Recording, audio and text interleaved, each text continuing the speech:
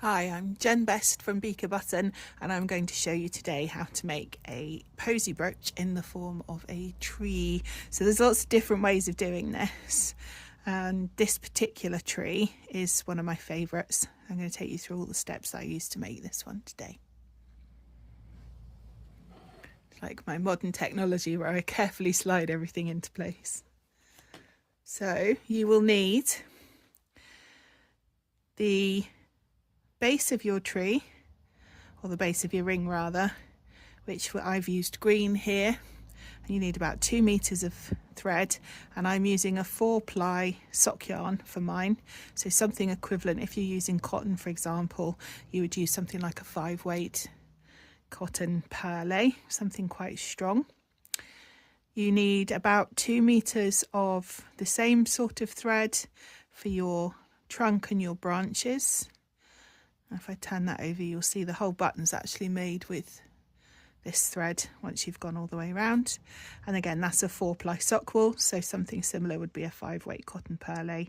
And then your leaves, I'm going to use this, it's actually about 1 meter's worth of double knit yarn. It's a scrap that I had, but I like the autumnal colours and I like the fact that it's got the blue for the sky, so I'm going to use that for mine. And then you'll need a needle, so I'm using a blunt size 18 tapestry needle. You'll need a brooch back, so I've got a 2 centimetre brooch back, and you'll need a ring, and I'm using a 35mm ring for mine, something that's closed. You don't want a split ring or anything like that because you'll just lose the stitches off the edge. So nice and all the way around, nice and closed ring. So the first thing I'm going to do is move my materials out of the way that I don't need. So I'm staying with my ring, my tapestry needle and my green thread, because that's going to be my outside thread, my green thread on here. So I'm going to thread the needle. I tend to just roll it in my fingers a little bit and then hold it really close to your fingers, really close to the tips, and push the needle down onto the thread and it'll go in. And then thread the needle so it's nearly halfway down. You'll have a longer and a shorter end. And you're going to tie the longer end around the ring with a single knot, leaving yourself about 1 inch tail, or 2 centimetre tail roughly. Pull that nice and tight, and then you're going to blanket stitch around the ring, covering the tail as you're going. So I'm holding my ring in my left hand. If you're left-handed, you might want to do this the opposite way round. Won't make any difference to your button. Ring in my left hand, thread just dropping down from the back over my index finger there, having the tail across the top, needle in my right hand, and I'm going to bring the needle up from behind and stop. Take the needle from right to left underneath the thread and then pull through. And as you pull through, this little loop forms, that's your stitch, and you want that little loop to pop over the tail so you can pull it tight.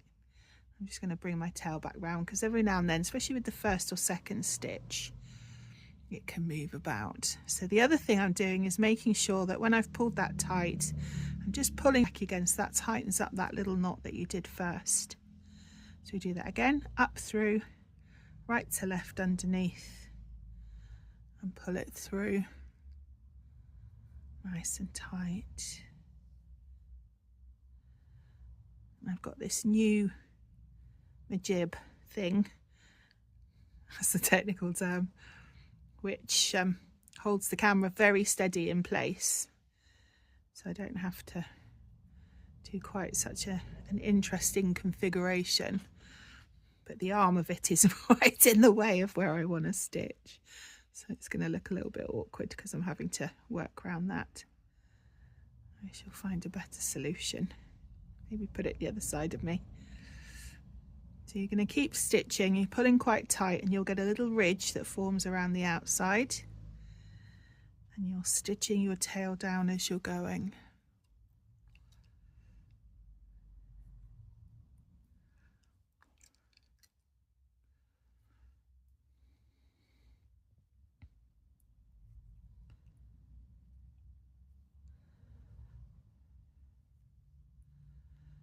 And every time I make a little stitch and cover that tail, I'm actually giving it, I'm not making it obvious, but a little tug there. Just holds the stitch into the, kind of beats the stitch into the right place. So if you don't cope very well with these long lengths, you can always use a button bobbin. And on some of my other videos, I've shown people how to use that. We sell them in the shop, Fleece Love products, button bobbins, and they work very well for this sort of size ring and upwards. But as I've only got a couple of meters to use, I'm just going to whip round. See, the ridge is starting to form quite nicely there. When you start to get too close with that tail, just move the needle down a bit, and if you're finding that it's twisting, if you hold the needle up, if I can show it, you see how that untwists. You take the, when you stitch, you twist your thread, everybody does. So the easiest thing is to hold the needle, run your finger between the two threads, and that'll take all that extra twist out. And you might need to do it a few times as you're working.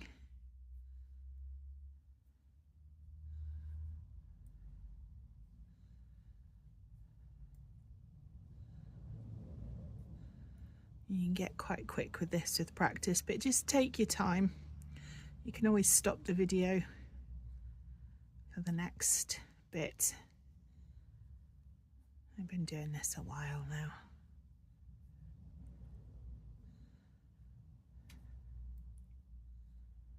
You see how fast you can go.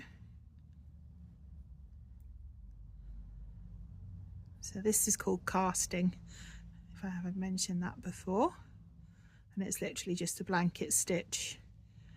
If you have a different way of making blanket stitch and that is what you're comfortable with, then that's absolutely fine. I do it like this because I find it's easier to get the loop to just sit over the tail as I'm working.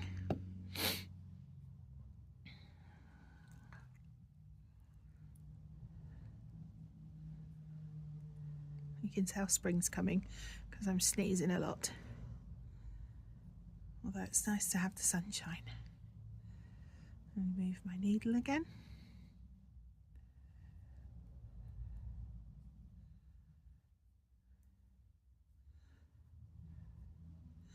And I'm not squashing my stitches up particularly, but I am pulling back slightly as I give that little tightening tug.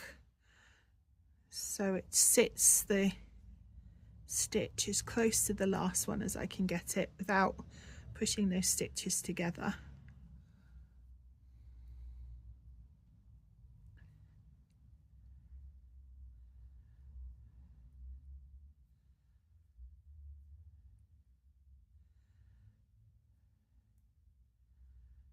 Just keep whipping round.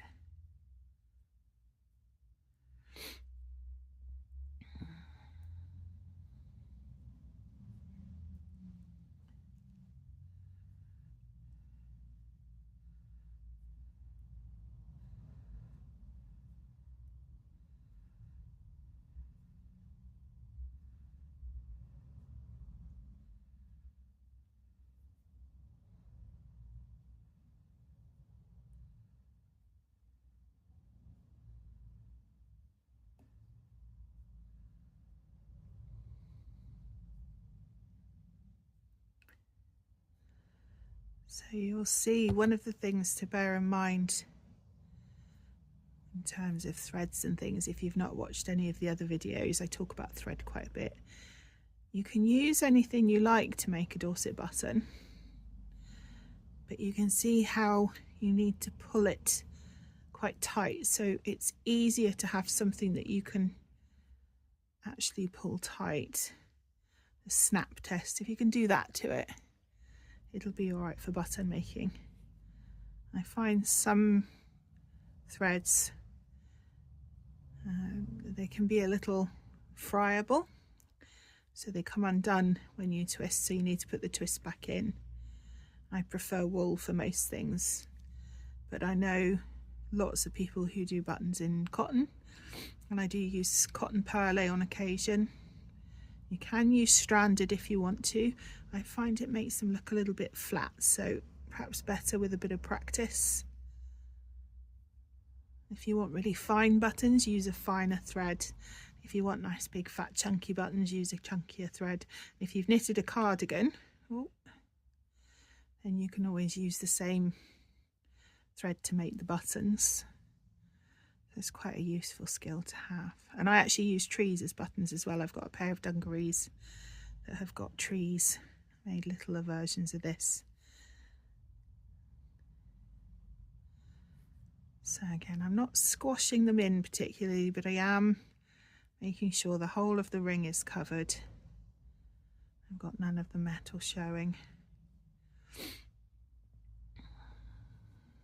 We get one more stitch in there, just like that. So what you end up with is a ring that's completely covered and a nice ridge around the outside. So I'm then going to move my thread so I've not got much left on the needle, and I'm going to do what's called slicking. So I'm turning this outside ridge onto the inside, all in the same direction, all the way around. Just give that a little tug to settle it in place. There we go. So then you have a nice smooth ring, and the reason you pull outwards so that it gets the ridge and then turn the ridge in is because it's much easier to pull the thread out and you get a much tighter and neater ridge. It's also what they used to do. So what we've done is casting and slicking, and now what we're going to do is called laying. The first thing is to hold it right on the edge so you can see the whole circle. The second thing is to make sure that when you're laying your spokes, you lay the front directly over the center. So we'll start off coming down from the back at 12 o'clock, underneath at 6 o'clock, right in the middle there, and back up at 12 o'clock. So that's our first wrap. And then I'm going to turn my ring slightly, and I'm going to come round at about 7 o'clock. And then I'm going over about 1 o'clock. But what I'm actually looking for is making sure that this half is the same size as this half. And I think this half is slightly bigger, so I'm just going to move that over slightly. Come round, keep the bottom the same. So that'll be the 8 o'clock mark. And then over the centre. Round at 9 o'clock. And then over the centre. And as you keep coming round, you're turning it slightly and laying the next spoke so it's right over the middle of the button. And I've done 6 wraps, so I'll have 12 spokes. You can do 7 or 8 or whatever you feel like. Once you've got your spokes nice and evenly laid, you're going to pinch the last one over the top. So you see that's the last one I laid. Pinch that over the top between your non-stitching thumb and forefinger. And then you're looking for this little triangle that's at the back there. If I put my needle in there and push the needle in sideways, you can see that that catches all the threads into the center. So that's where you need to bring your needle up. If I turn my hand over, you'll see it's the one in between the last spoke that you laid and the first spoke you laid. So the last one is the one that's on the top of everything. First one's the one that's underneath everything, and it comes down through there. So I'm coming up through because I've turned my button the right way round, and I'm going down the opposite side, and then I'm going to use that stitch to pull everything into the center. So I'm sort of gathering it all together and I'm pulling it quite firmly. So I've got a stitch going from right to left or from east to west. Then I'm going to come up on the northern point and go down to the south. And that gives me a cross in the center. And then if you want your button to be more central, you can use the needle just to push the center over a little bit. We're not so worried about that today because I quite like to have a larger bit of tree and a smaller bit of trunk. But you can move that over where you need to. So once you've got your spokes in place, you're going to turn the button over to the back and thread the needle through that little bundle that you've just made. So it's actually going through the knot that you've just, or the stitch that you've just made in the center there. There'll be a little bit of bite when you put the needle in. And pull, and then you can take the needle off, and that's your laying done. And then you're going to thread your brown thread onto the needle. So this is 2 meters of sock yarn in a nice brown colour. The reason I use sock yarn is because it wears well.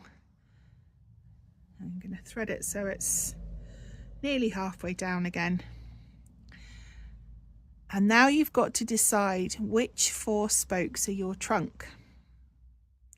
So these 4 here, and then the other spokes are your branches. So we do the trunk first, and you can turn it. You'll see there are different lengths, and there you might want to do a big trunk with a small bit at the top for the branches. I prefer to have a small trunk with a big bit for the branches. So I'm going to go for these 4 here. These are the ones that are telling me they're the trunk. So once you've identified those, turn it over, pass the needle through that little bundle of knots again. So this is adding in your new thread.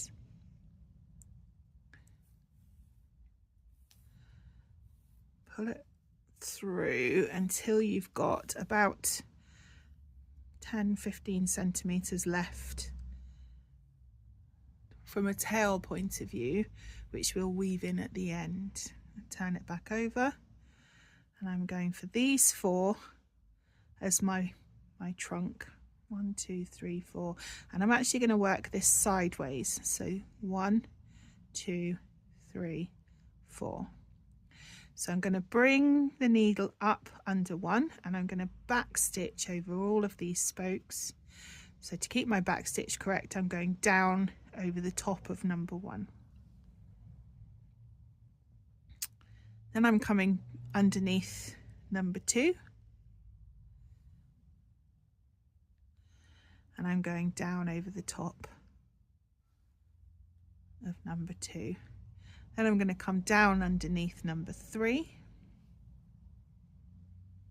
and then I'm going over the top of number 3, and then I'm coming down underneath number 4, and this is my last spoke that I want to cover, and I'm going over the top of number 4. So what I've ended up with is 1, 2, 3, 4 stitches, 1 on each spoke for my trunk, and I'm going to push them into the center a little. And I've just come down here. So to start the next row, you're going to come underneath number 4 again and go down over the top of it. So we've got 2 stitches on this spoke now. 1, 2. Now we need to reverse the way the back stitch works. So we're going to come up over the top rather of number 3, and then down under number 3. Over the top of number 2, and down under number 2. Over the top of number 1, and down over number 1. So we've got 1, 2, 3, 4, 5, 6, 7, 8. So you've got 2 stitches on each spoke. Start the next round again. We've got to come up over the last spoke, which was number 1, and down over that spoke.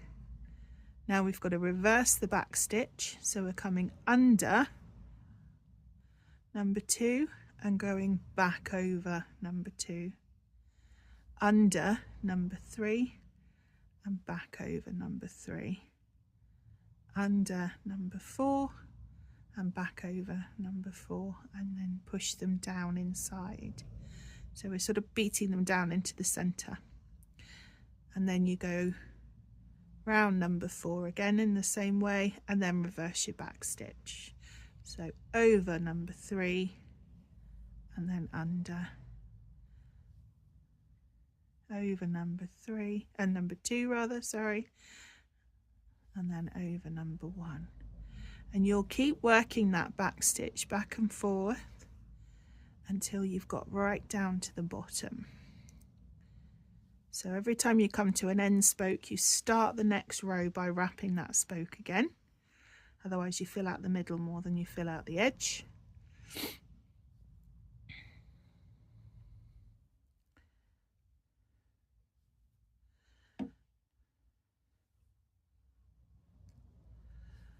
And then you'll work backwards and forwards, keeping that back stitch correct.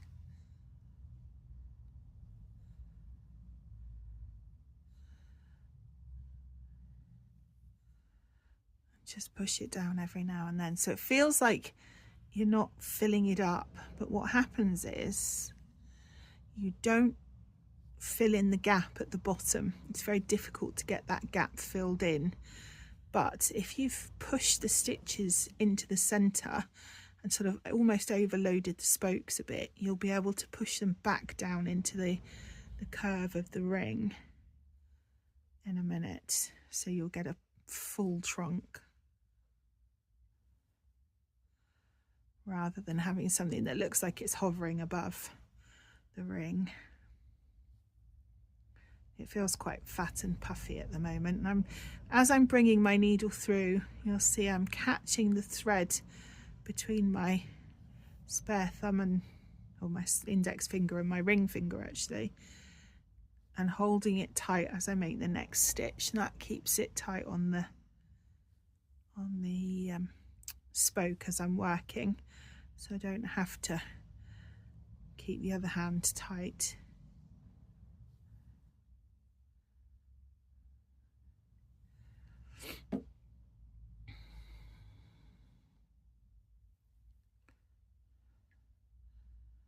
So I'm making lots of tree brooches at the moment because I've got an exhibition in July 23rd of July 2025 at the Whitchurch Silk Mill, which I know some of you might already know about, and there'll be lots of exhibits all tree related. It's called A Fascination of Trees. So I'm making brooches to sell at the mill, so people can take a little bit of art home with them.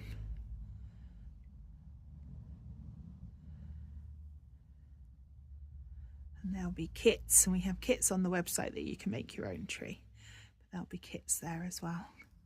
So if you're anywhere near Whitchurch in Hampshire, it's worth coming to see. I'll be in there from the 23rd of July to the 7th of September, and I'll be making buttons and doing leaves, playing with lots of different materials and things, getting people to make stuff.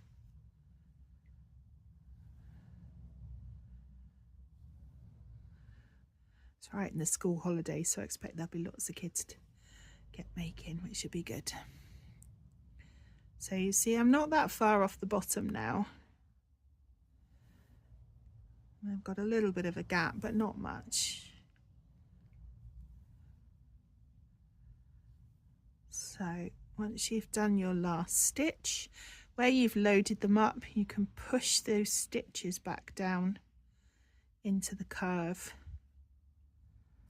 using your thumb and forefinger, and you'll get something that sits a little better. So once you've got down to the bottom, you've got a choice. You can either use this side, which is quite ridgy and always reminds me of an oak tree, or you can use this side, which is very smooth and reminds me more of a beech tree. So I normally make oaks because I like oaks better. So choose which is your right side and wrong side, and then turn the button over to whichever your wrong side is. So I'm going to use this as my wrong side. This is my smooth bit, and I'm passing the needle up through the stitches I've just made. If I see the needle on the front, then I'll see the stitches on the front, and then I'm going to just gently pull that all the way through, but not too tight. I don't want to pull these stitches out of whack at the bottom here, just so that it comes up to the top, and then I'm going to pull it over to the right side again.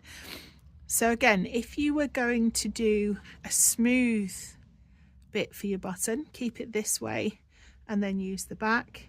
If you're going to do a bumpy bit on this side and you want smooth on that side, then turn it over. I'm going to have ridges on mine on both sides, on this side rather, so I'm working on this side to keep my ridges. Have a play and see what you think. So I'm bringing the needle up. You've got the same pattern, but you've obviously got 1, 2, 3, 4, 5, 6, 7, 8 spokes to work over now. So I'm coming up underneath the first spoke and then down over that spoke, and that sets your pattern. Up underneath the next spoke and down over that spoke. Up underneath the next spoke and down over that spoke. And you'll keep going round. This is exactly the same as you've just done for the trunk, but you've got more spokes to go over. And with this one, I don't tend to push them up so much. I don't mind if I get a few gaps.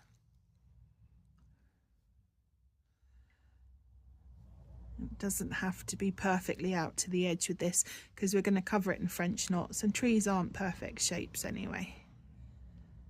So I've gone round that bottom spoke on the other side, and now I'm working my way round again.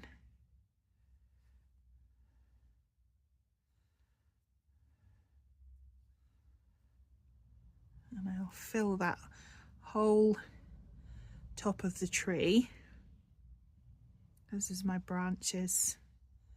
I'll cover them all with back stitch like you did for the trunk.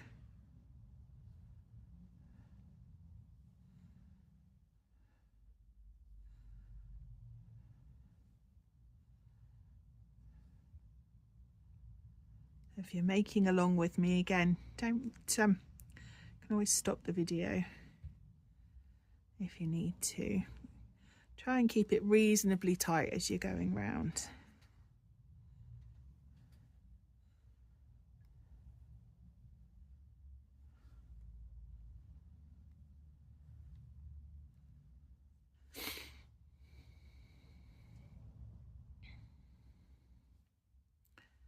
You see, I'm getting a few little gaps in there, but I'm just letting those happen. I like a bit of variety in my brooches. So you could turn these into pendants or buttons, or 2 big ones on embroidery hoops, same principle. Use a thicker yarn and it'll make up more quickly. I do a blossom tree wall hanging like that. I have a big hoop, and then I make the tree. I get much more random with my spokes at that point though, and then I make little tiny flowery buttons to make blossom.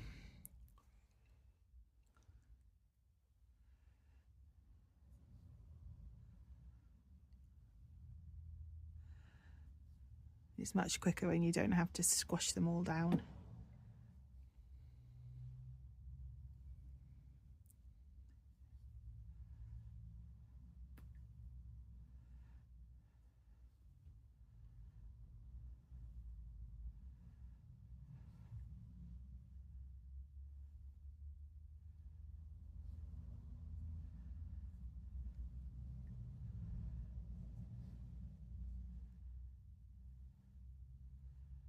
Don't worry about it being even either. Trees aren't even.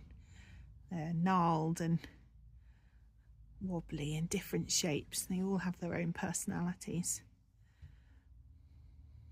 I have a bit of an obsession with trees. I always have, ever since I was a kid. I spent half my life up trees. There's something that being surrounded by a tree or hugging a tree that makes you feel good.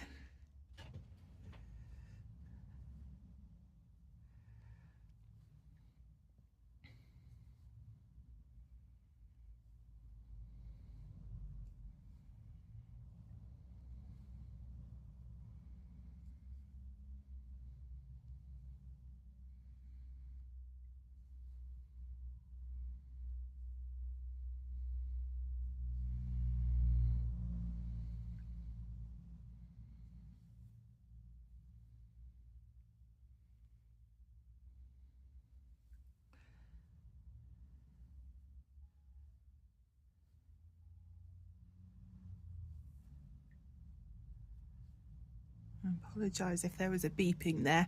My hearing aid has decided it's running out of battery. I don't know whether that comes across or not.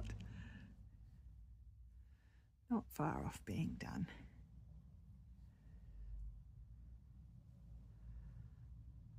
You get quite rhythmic with it. It's very soothing just sitting and making these.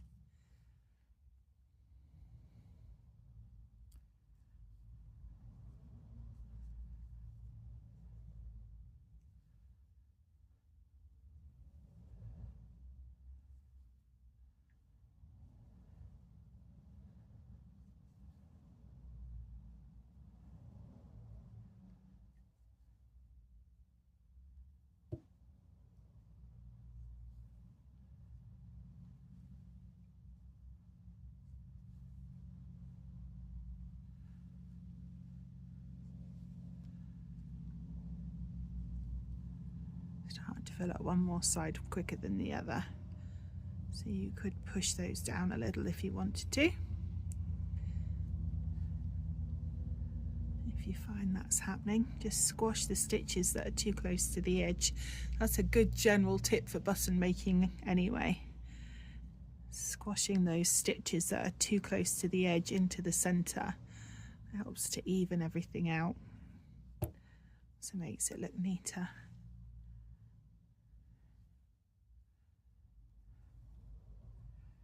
Right, I think one or two more rounds and then we're done.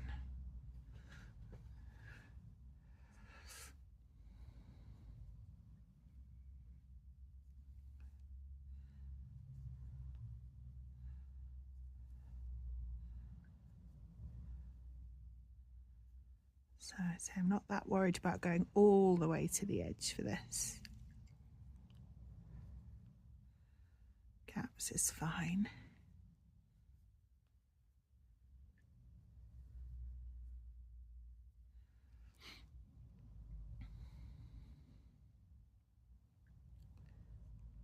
One more.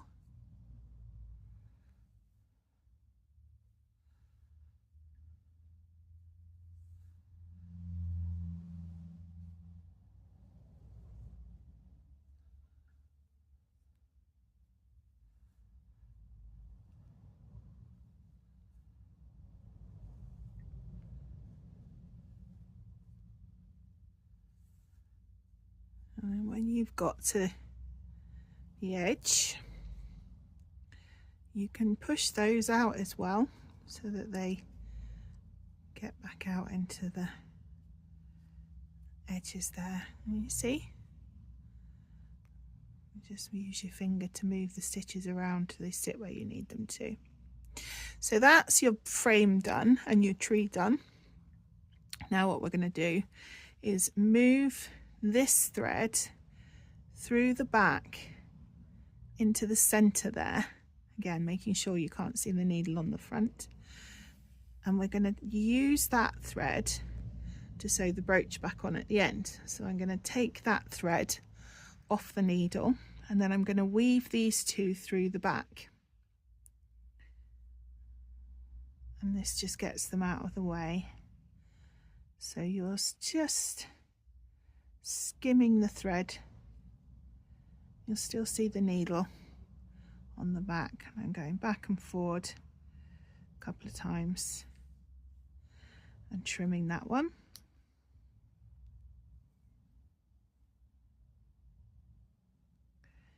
And then the same with this one. So 2 passes through the back, just trying to pick up the little bit of thread at the back. I'm not trying to dive in deep. I don't want it to show on the front. Then we're going to do some French knots. So I'm going to add this. This is quite a woolly wool, so it'll be interesting to see how these come out. This is quite a bit thicker. This is a double knit, so it's quite a bit thicker, but I like the colours. So I'm going to weave the thread in at the back to change colour. Pull that all the way through.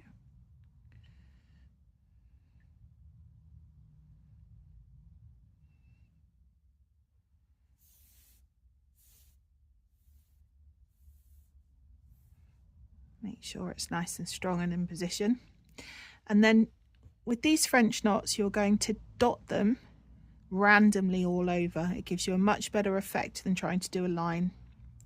So I'm going to bring the needle up through the work, and I'm aiming to split the thread. I want to feel a little bit of bite as that comes through. I'm going to hold, get this thread out of the way. I'm going to hold the thread between my spare fingers up off of the surface of the button, and the needle is coming from the back into the thread and then twisting around 1, 2.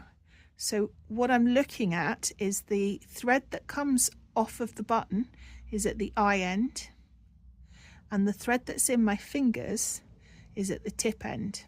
And I've got 2 wraps round. You could do 3 or 4 if you want to, but French knots usually are 2. Then you're going to tip the needle up and you're going into a slightly different place. You see I've got quite a gap there, and I'm exaggerating that a little, but you don't want to go down the same hole. Keep the thread tight around the needle, so I'm keeping hold of it here, and pull the needle down through. And as you pull it down through, you'll see that forms a little knot, and I'm leaving it loose on the surface, so I don't want it too tight. So that's a French knot. So then you're going to come up somewhere else, somewhere with a little bit of bite, because if you're doing this on fabric, you'd have warp and weft threads to go through. With this, we've just got the thread that we've stitched.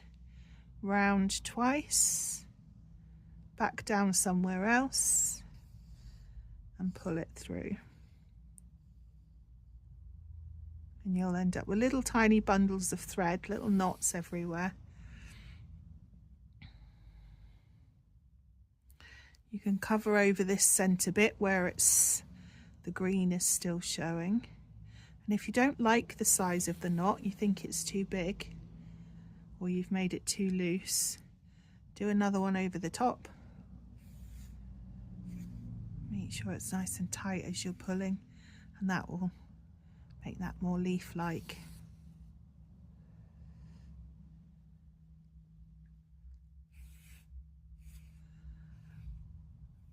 So that's a nice easy way of making French knots. If you want a different type of knot, you can bring your needle up through, take a little tiny chunk of thread and make sure the needle is still in the work but sitting over the ring, and then wrap 1, 2 round. Keep that tight and pull everything through. So I'm holding on to that thread with my thumb and forefinger, and then pop the needle down by the side. So that's a sort of cheats way of doing a French knot, but it gives you a different knot. It gives you a little bundle. So you could do a mix of those depending on what you're more comfortable with and what you want to do in terms of the look of it.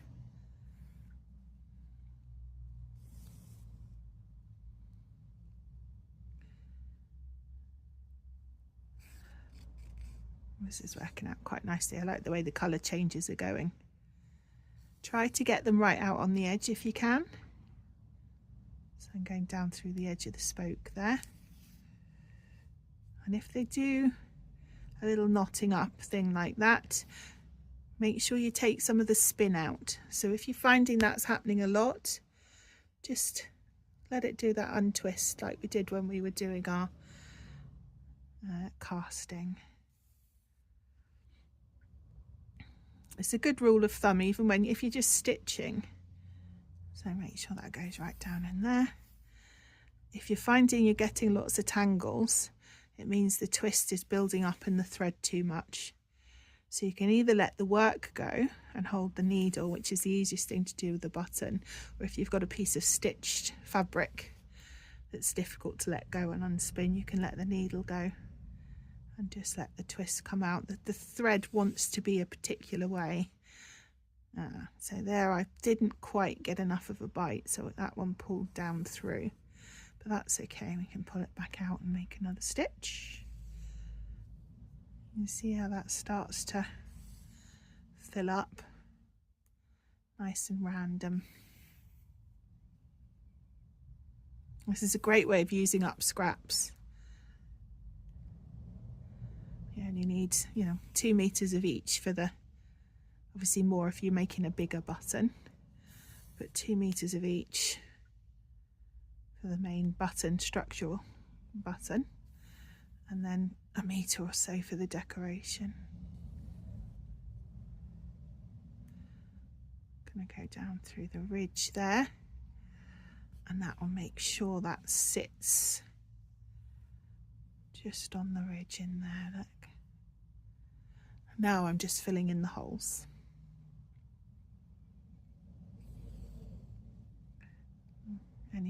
Anytime there's a gap, don't really want a gap. I'll put a French knot in.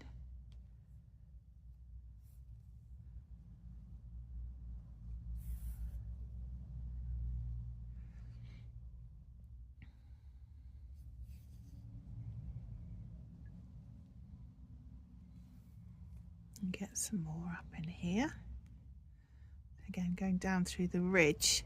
It's not the easiest thing to do, going down through the ridge, because it likes to move, so just be careful of your fingers.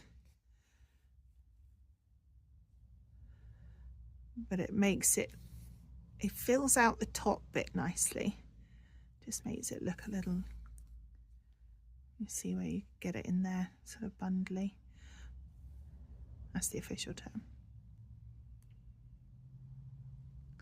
Or down between the spokes as well.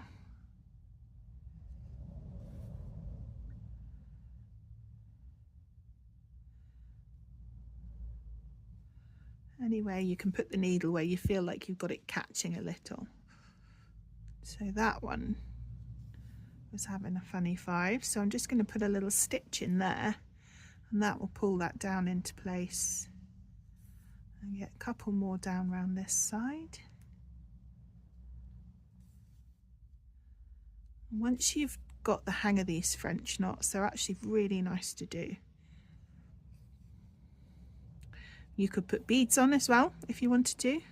I've done buttons with beads instead of French knots for leaves, and that's just sewing them on with some cotton beading thread or something like that. There we go. So once you're happy with how it's looking, you're going to turn it over and weave the needle through the back. Now sometimes people don't like the mess on the back. If you're one of those people, I'm not. So I've gone through twice and I'm trimming it off. I don't mind the mess on the back, nobody's looking at the back. If you're one of those people, you can put a bit of felt over that in the tree shape, but make sure it's hidden at the back. Or you could put some blue felt and you could have little sky patches here, which is quite nice as well.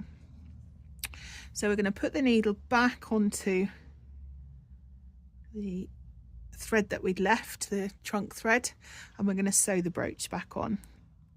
And I'm going to open it out first. Always sew the brooch back on open, because otherwise you stitch that hinge down. Place it on the back so you can see where your holes are going to be. So I want to come up to here. So I'm going to thread the needle through and bring it out where that first hole would be.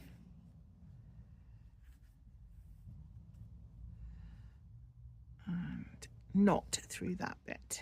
Okay. Place the brooch back onto the needle, and then you're going down through, all the way through the button to the front, and then you're going to place your needle between the French knots to come back down through again. Place your button, and you're going to do 2 stitches on each side. So I've got one more to do on that side, so that's going to come down. Just making sure I'm not making a stitch where someone, and I've come up through the hole at that point. That's fine. So I'm going to go back down on the outside of the hole. So this is where I should let some of my twist out, because this is behaving itself very badly, as you can see.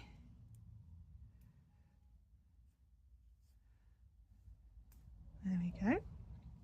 So I've got 2 stitches on either side of the hole on that one, and I'm going to come back onto the back and then slide the needle through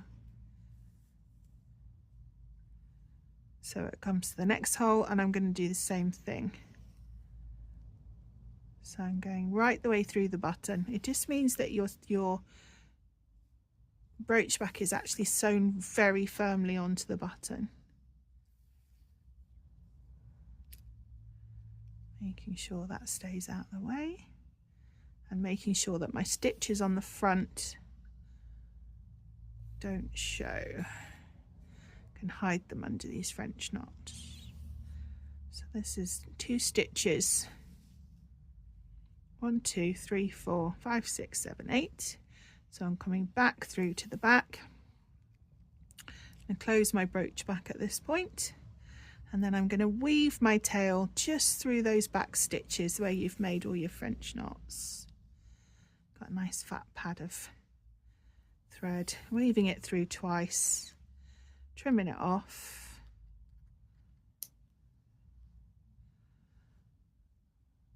You can go in the head. This is where I keep all my scraps. Looks like Shrek. And then you've got one brooch like so. Thank you for watching. I hope you've enjoyed that. If you've got any questions, obviously put them in the comments, and or send me an email, whatever, get in touch. Yeah, I'll see you on the next one. Thank you very much. Bye.